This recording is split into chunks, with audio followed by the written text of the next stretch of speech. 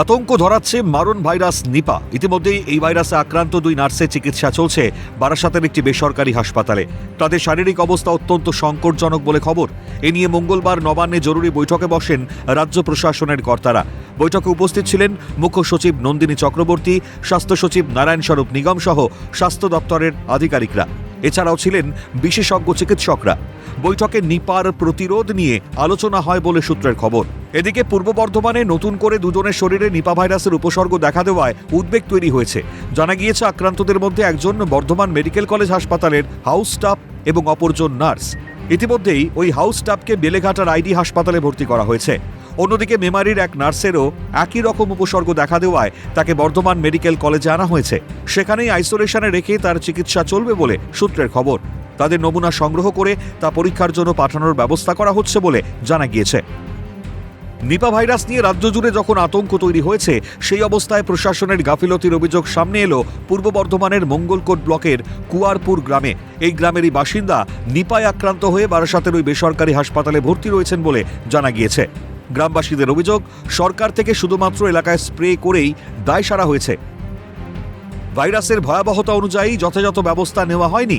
আক্রান্তের বসতবাড়ির সংলগ্ন এলাকা এখনও ঘিরে ফেলা বা সিল করা হয়নি, যার জেরে সাধারণ মানুষের অবাধ যাতায়াত সেখানে বজায় রয়েছে।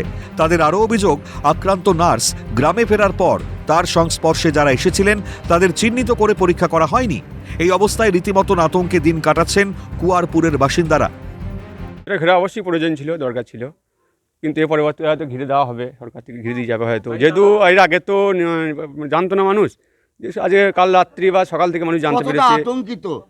আতঙ্কিত তো আমরা সব থেকেই আতঙ্কিত হয়ে আছে, একটু কি হবে না হবে এখন। অবশ্যই ভালো হতো, অবশ্যই ভালো হতো। হ্যাঁ, আতঙ্ক তো লাগবে, কিন্তু আমাদের সঙ্গে তো ওর সঙ্গে কোনো টাচ হয়নি। উনি রাতে আক্রান্ত হয়েছেন, ও মা বাবা, আমার অর্থাৎ কাকা কাকিমা, তারা নিয়ে সঙ্গে সঙ্গে কাটোয়া সরকারি উদ্যোগ তো অবশ্যই ছিল, এবং ঘিরে বাড়িটা তো ঘেরা আছে, বাড়িটা তো তালা আছে, ব্লিচিং পাউডার ছেটানো, ব্লিচিং পাউডার ছিটিয়ে গেছে।